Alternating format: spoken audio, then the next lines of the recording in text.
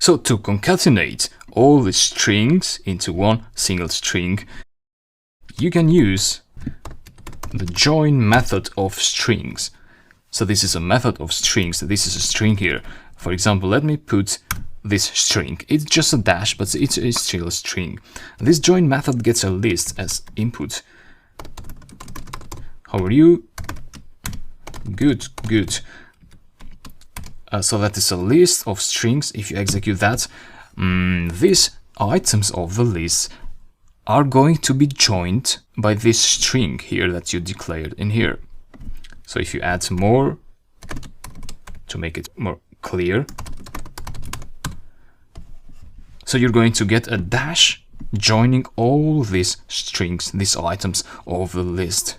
The first item, the second item, the third item. We can make use of that here by saying join the results list. Save that, execute. Weather is good and end. So how are you? Weather is good. We have a small problem here. We probably need a space between those strings.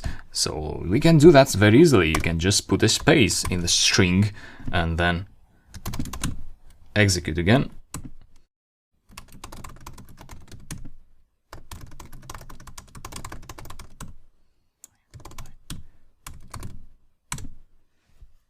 And that is the output that we were expecting for our program. So this is how you make this program in this section. You define a function on top of your script that does something and does it very good. And then you iterate, you make a loop, you ask the user for input in each iteration. Immediately check if the input was the string. You don't want to append first.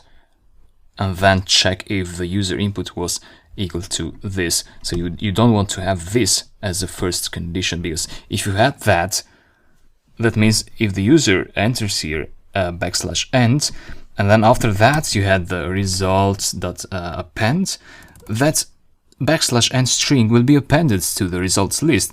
You don't want that. Therefore, you need to check immediately if the string is \end and break the program if that is the case. Else, then do this. So store the output of the sentence maker into the results list. And then finally, just concatenate the items of that list and print out the results, which is this one here. I hope this program was useful for you and you learned something how to put pieces together. In the next videos, we're going to learn some more advanced things about Python, and after that, we're going to go through the first real-world application, and the next application after that, and the next, and so you're going to have 10 applications. And I know that if you take those applications seriously, you're going to be a good programmer. I wish you continue to enjoy my teachings in the next videos.